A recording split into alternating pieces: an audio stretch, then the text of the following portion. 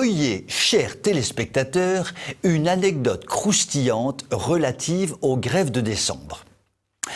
En ces premiers jours de grève de décembre, donc, la France est plongée dans les affres de la grève. Raffineries bloquées, pompes à essence en rade, trains inexistants, métro fantôme, courrier en retard, bref, des spécialités locales et bien de chez nous que nous envie la planète entière.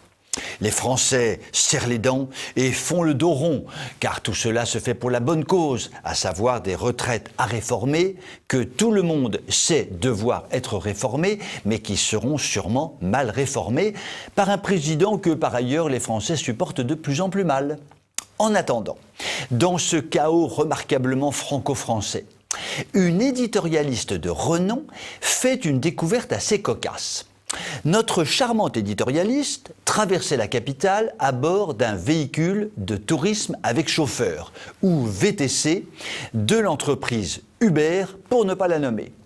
La société Uber qui, en plus du prix de sa course, s'octroie un droit de cuissage bien mérité sur ses passagères.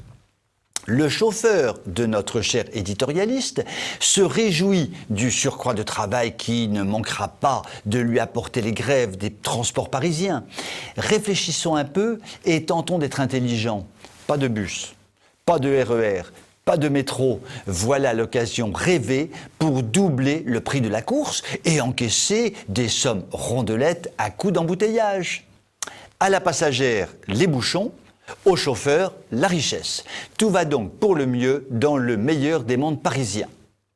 La brave passagère compatit avec son chauffeur et lui souhaite bon courage pour la charge de travail en perspective. Mais le dit chauffeur s'exclame « Tout cela n'est pas un problème, j'ai l'habitude de bosser dur, car être chauffeur Uber, c'est mon deuxième métier. » « Ah bon, lui dit la dame, et que faites-vous comme premier métier ?» Et le chauffeur de lui répondre du tac au tac, tic-tac, tic-tac, je travaille à la RATP. Et vous faites grève, cher monsieur?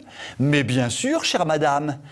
Carambouille de ratatouille de carambouille. Oui, vous avez bien entendu, ce charmant bonhomme fait donc grève pour défendre son régime spécial de retraite, se fera payer ses jours de grève, parce que le droit de grève, ce n'est pas comme le dimanche, c'est sacré.